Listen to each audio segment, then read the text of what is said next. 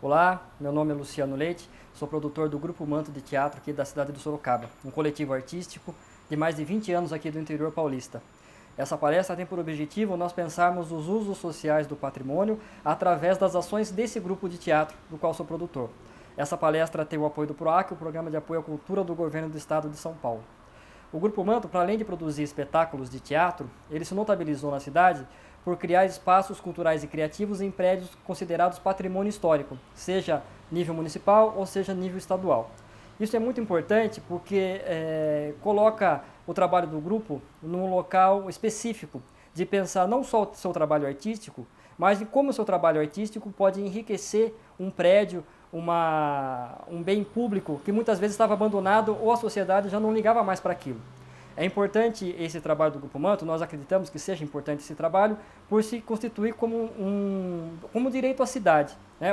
A cidade ela não pertence apenas ao setor privado, aos financistas ou a quem tem dinheiro, mas pertence também à sociedade, a todos os estratos sociais, e nesses espaços onde o Grupo Manto propôs os seus espetáculos, são espaços, na maioria das vezes, criados pela classe trabalhadora local.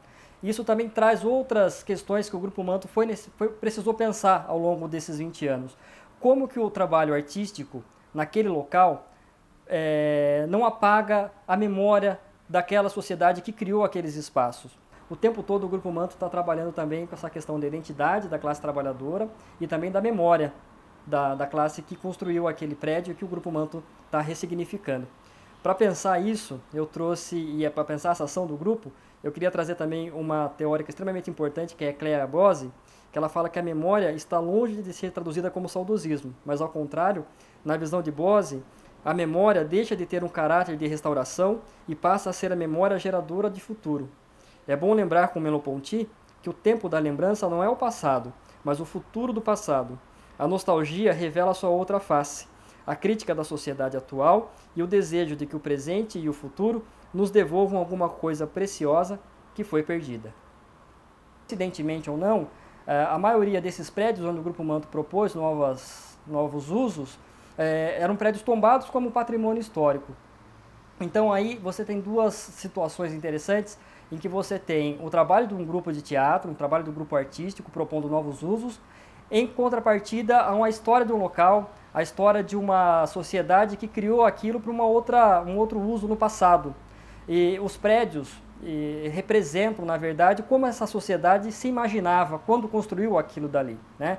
Então, para a gente poder falar um pouco a respeito do trabalho do Grupo Manto de criar espaços culturais, nós vamos ter que falar também sobre patrimônio e falar sobre novos usos do patrimônio. Eu acredito que apenas os usos é que podem fazer com que o patrimônio ele permaneça à posteridade para as próximas gerações. Muitos dos prédios que o Grupo Manto propôs os seus espetáculos aqui na cidade de Sorocaba, apesar de tombados como patrimônio histórico, eles voltaram novamente, depois das ações do grupo, a ficar novamente deteriorado, abandonado e jogado ao tempo.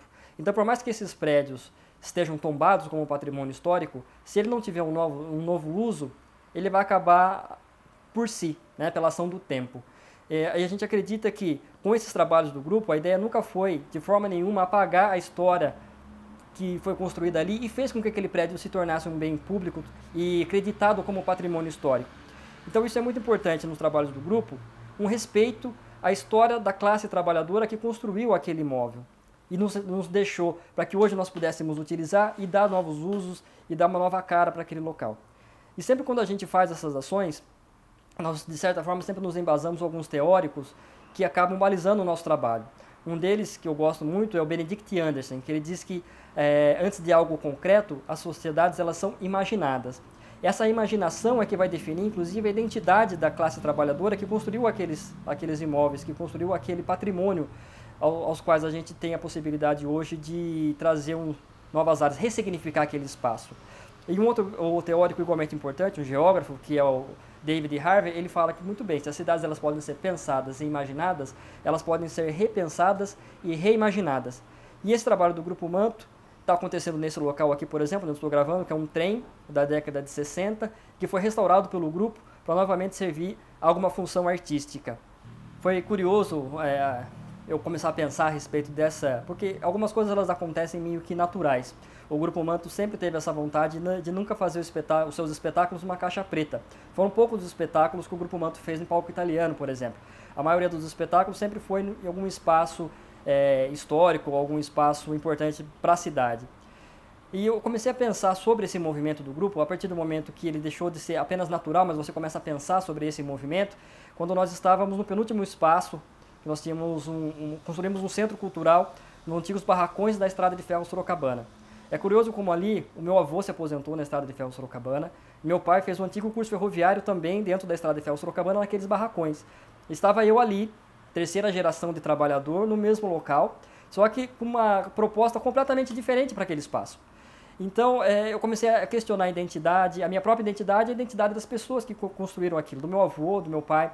Como é que você cria essa linearidade no tempo, no espaço, e como as coisas elas acabam, não são naturais, e não é por acaso que nós estávamos ali. Eu estava ali porque a ferrovia ela foi muito importante para a cidade de Sorocaba e os nossos trabalhos acabou nos arrastando para lá. E só foi importante a gente ir para lá porque tem essa história que deu esse embasamento, criada pelo meu avô, pela geração do meu avô, não só por ele, é lógico, pela geração do meu pai, e que fez com que nós começássemos a pensar qual a identidade da classe trabalhadora, do Grupo Manto, da classe trabalhadora artística, em simbiose com a classe ferroviária que construiu aqueles prédios.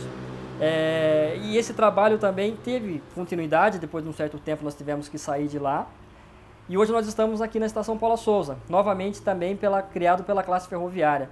Então, é muito importante a gente pensar essa questão da identidade e eu queria trazer uma citação do Pirandello a respeito da identidade.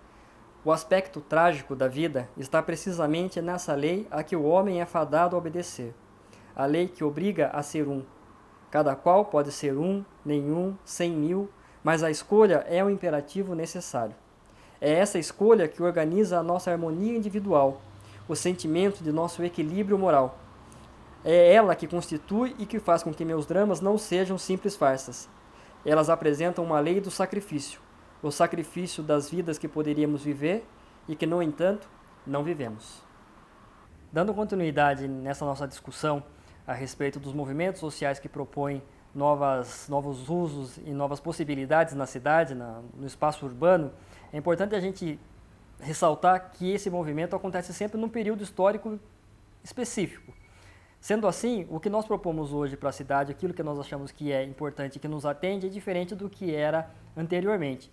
Assim, para dar um exemplo, o último espaço que nós tivemos na cidade de Sorocaba, que foi nos barracões da antiga Estrada de Ferro Sorocabana, ali nós ficamos de 2012 a 2016, aqueles barracões serviram originalmente a função ferroviária.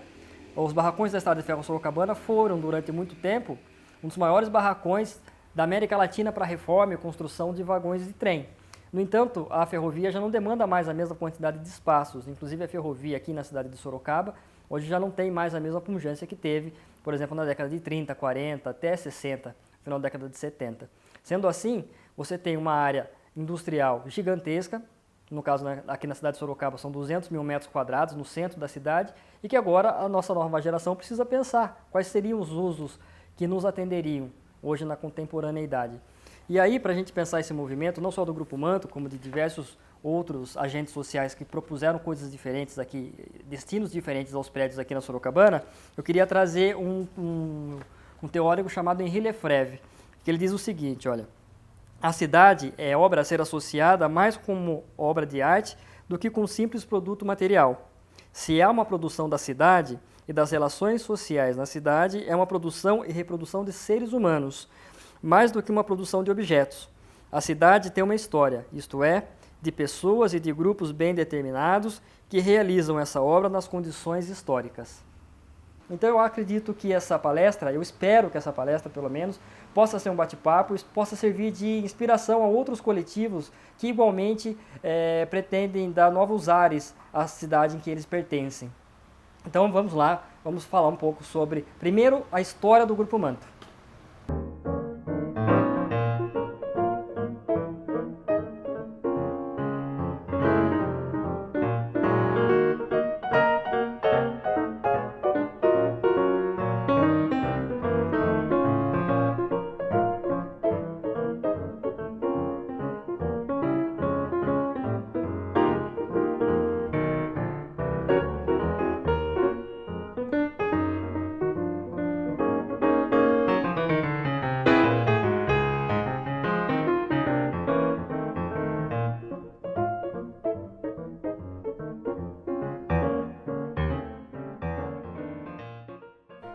A história do Grupo Manto começa em 2003, né, após o falecimento do Mantovani, e nós nos juntamos. Aliás, eu fui convidado pelo Rodolfo, o Thiago, o pessoal que fazia parte do grupo, que já estava constituindo, e começamos a trabalhar. A primeira montagem foi o Romeu e Julieta, né? Tinha aproximadamente 17 atores. No Romeu e Julieta, que era um projeto já também de incentivo pela Link, nós conseguimos inaugurar ou reinaugurar o Teatro da Arena de Sorocaba, que já estava abandonado há mais ou menos uns 10 anos, né? Tava tudo sujo, abandonado, a gente reinaugurou. Mas ainda éramos todos adolescentes, né? O elenco todo, a maior parte tinha 15, 16 anos. E era uma pesquisa de como a gente se relacionava com aquele assunto tão popular, colocando ele naquele dia. Nós montamos nos fundos da Biblioteca Municipal Infantil de Sorocaba, que também era um lugar que estava praticamente desativado, estava para fechar, uma lona de circo junto com a família Maglione, com a Guaraciaba Maglione, que também estava afastada do circo teatro, né? O circo Guaraciaba famoso aqui na região. E nós voltamos com o espetáculo E o Céu Uniu Dois Corações. E o processo do Grupo Manto, além dos espaços que nós abrimos, sempre foi voltado para essa cultura um pouco do interior.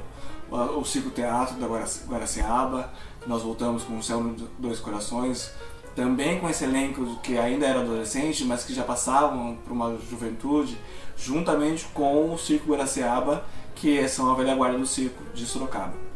Uma coisa que eu acho interessante do Grupo Manto, desse percurso, dessa caminhada do grupo, é o talento que o grupo tem para criar novos espaços culturais na cidade de Sorocaba. Então ele pega espaços que não são convencionalmente utilizados para o teatro, ou se são convencionais para o teatro, fazia muito tempo que não era utilizado, e traz de novo o olhar da população para aquele local. Que às vezes acaba sendo só um local de passagem, as pessoas não ligam muito para aquilo, e a partir do momento do trabalho artístico naquele ambiente, as pessoas começam a valorizar novamente aquele espaço.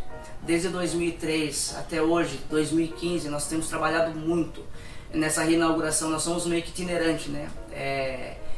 Inaugura um espaço, fica um tempo, sai para outro espaço. Inaugura um espaço, vai para outro espaço.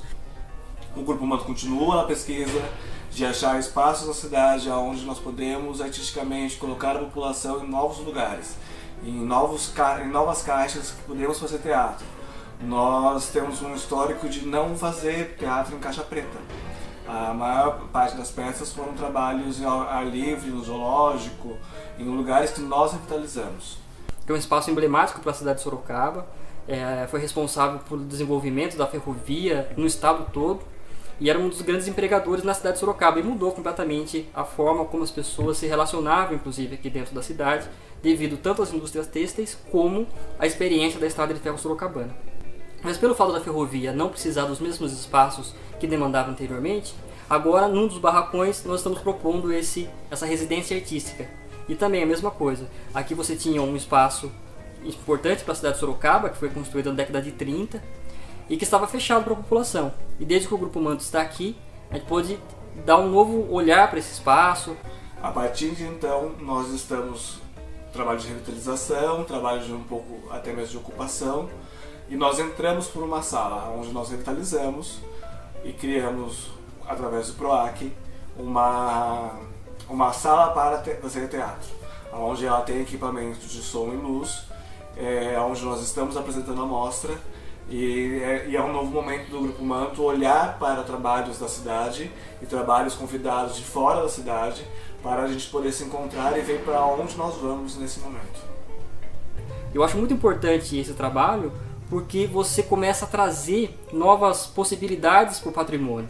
Você não tem só uma possibilidade única. Quais são as possibilidades que eu posso trazer? Então acho que essa questão artística, o teatro, ela tem esse potencial de trazer isso, né? Inclusive esse trem que a gente está filmando aqui, por exemplo, foi todo reformado pelo Grupo Manto, pela segunda vez foi reformado e agora funciona como recepção e pode acontecer novos espetáculos aqui dentro. É meio que essa história do Grupo Manto, de novos espaços e continuar essa caminhada, é meio o mito de Sísifo, né? A pedra cai, a gente vai, pega a pedra, coloca em cima do morro de novo, a pedra cai, manter essa pedra lá em cima e possibilitar que a população possa o tempo todo e cada vez mais usufruir desse patrimônio, a classe artística de Sorocaba também possa vir aqui e somar junto a essa composição maravilhosa que a gente está tentando criar a cada dia aqui. Para mim, assim, o mais importante que eu vejo assim, eu vejo um grupo de teatro como talvez um catalisador social, né? Então o Grupo Manto ele tem esse aspecto de discutir linguagem, discutir a questão do teatro popular, mas também tem a questão de abrir um espaço para que outras pessoas possam propor novas linguagens, novas coisas, né? E o Grupo Manto continua a sua trajetória e seu talento de criar novos espaços de cultura e de arte na cidade de Sorocaba. Logo após o encerramento das atividades na Estrada de Ferro Sorocabana, isso no ano de 2016, o grupo continuou germinando essa vontade de criar um outro espaço cultural e um espaço de pesquisas para as artes cênicas aqui na cidade. Essa oportunidade surgiu junto com o pessoal do Movimento de Preservação Ferroviária, que cuida da Estação Cultural Paula Souza. Essa associação foi criada em 2014 e tem por objetivo restaurar os trens que fizeram parte da história da Estrada de Ferro Sorocabana. E nós viemos para cá e novamente criamos uma nova sala para apresentações, restauramos um trem para a recepção da plateia e inauguramos uma área externa para exposições ao ar livre e espetáculos ao ar livre. Sejam bem-vindos novamente agora à Estação Cultural Paula Souza.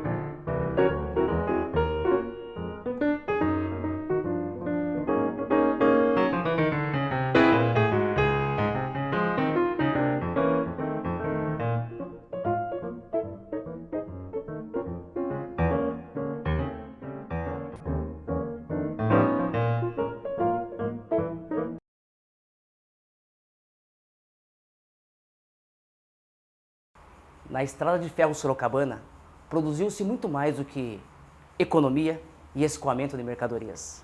Lá, forjaram-se homens, mulheres, crianças e uma centena de sonhos que se entrecruzaram com o progresso industrial mundial. O início do século XX traz luzes à indústria brasileira. E a Estrada de Ferro Sorocabana, não deslocada disso, germina em suas oficinas um dos maiores laços identitários da classe ferroviária reconhecida historicamente. É nesta viagem que eu agora embarco com vocês. Vem comigo. 6 de julho de 1875, partia de São Paulo o trem de inauguração da Estrada de Ferro Sorocabana. O minúsculo trem tração a vapor chegou a Sorocaba sob aclamação entusiasmado e acordes de 8 bandas de música. Luiz Mateus Mailaski, fundador da estrada, emocionado, entrega a Sorocabana ao público. Suas proféticas palavras não podem ser esquecidas.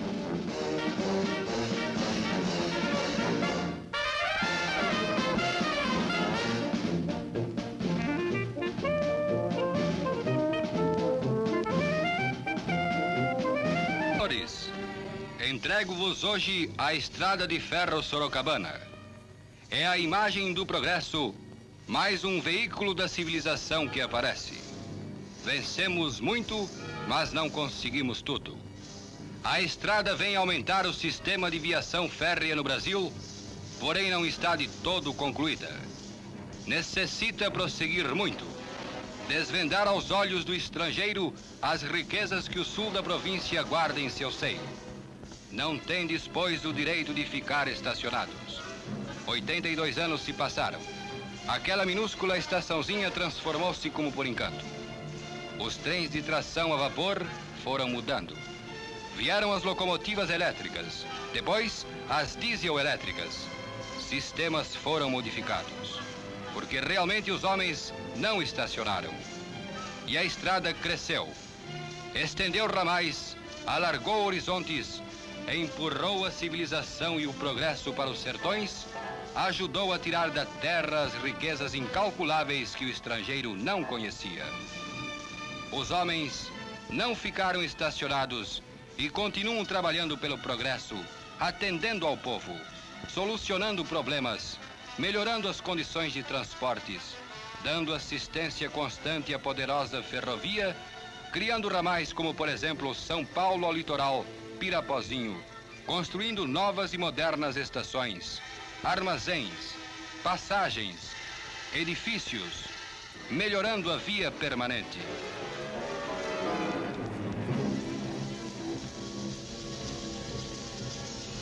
Acelerando as obras do ramal de Dourados, ligando o Presidente Prudente ao Rio Paraná, junto ao Pontal, a variante de Bernardino de Campos a Ourinhos, a variante de Salto Grande, obra executada em consequência da construção da usina elétrica de Paranapanema, o ramal de Bauru, a variante de Itapeva, obras que há longos anos estavam paralisadas, agora ativadas e concluídas no governo do Sr. Jânio Quadros.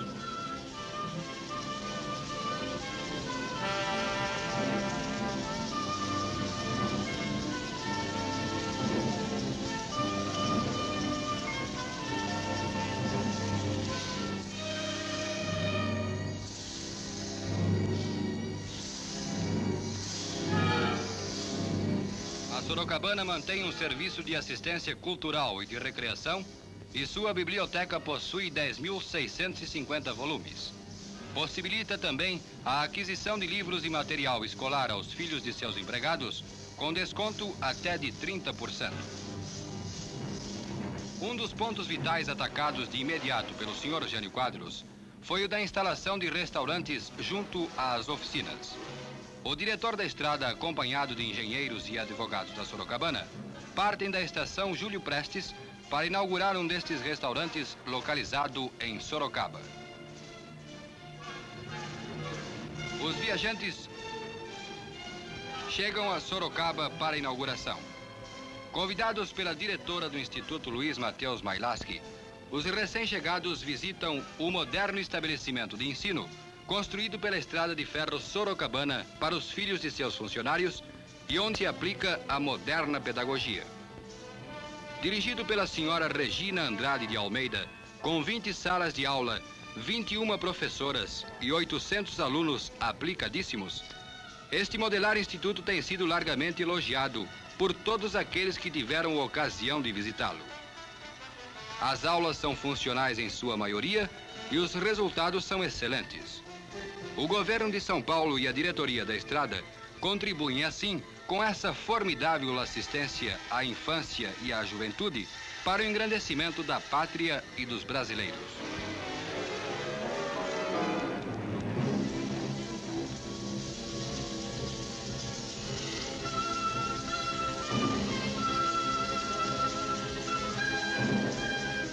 Do Instituto, os visitantes dirigem-se ao grande refeitório construído para proporcionar aos trabalhadores uma refeição sadia e completa por um preço abaixo de seu custo e com capacidade para servir 500 pessoas por vez. Enormes caldeirões na cozinha limpa fervem preparando a comida deliciosa.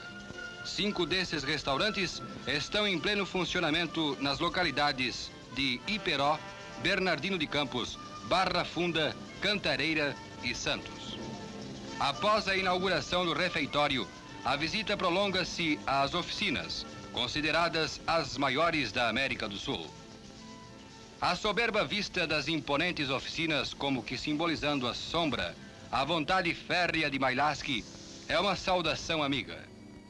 Nos pavilhões fabulosos, trabalham mais de 2.000 homens em secções de mecânica, torno, fundição, marcenaria, montagem, eletricidade. Aqui se constrói de tudo, desde os trilhos até as mais pequenas peças de precisão. Toda a produção é feita com material nacional, estando estas colossais oficinas aparelhadas para construir tudo que se refere a material ferroviário com a máxima perfeição. Aqui fazem estágio funcionário de outras estradas, especializando-se em diversos setores.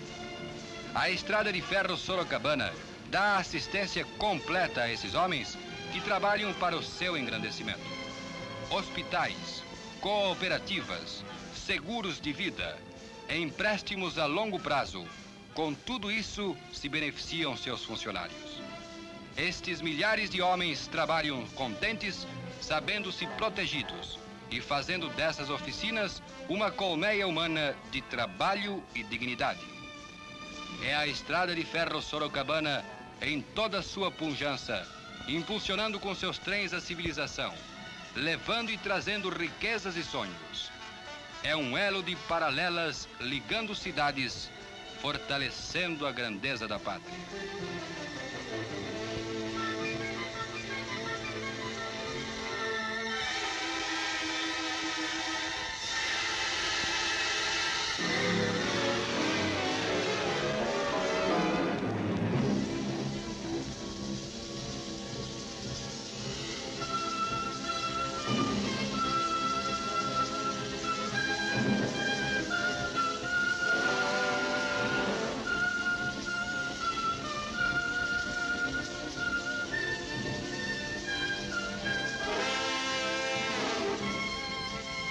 "82 anos separam esta máquina que simboliza um período de sonhos, de esforços e trabalho destes homens valorosos de agora.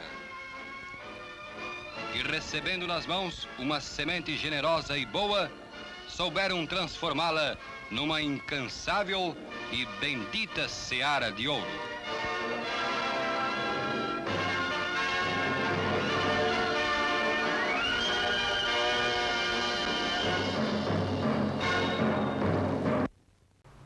Bom, eu queria agradecer a quem esteve assistindo esse vídeo. Eu espero que, como eu falei lá no início, isso sirva de inspiração, que nós possamos lutar pela cidade que nós vivemos, pensar novos usos do patrimônio histórico, respeitar a identidade das classes trabalhadoras que construíram esses espaços, mas ao mesmo tempo propor novos usos, ressignificar esses locais, para que eles também tenham a nossa cara, a cara da nossa contemporaneidade, e nós também possamos dar a nossa contribuição nessa marcha histórica, e que daqui a um tempo as pessoas possam pegar a partir da onde nós paramos.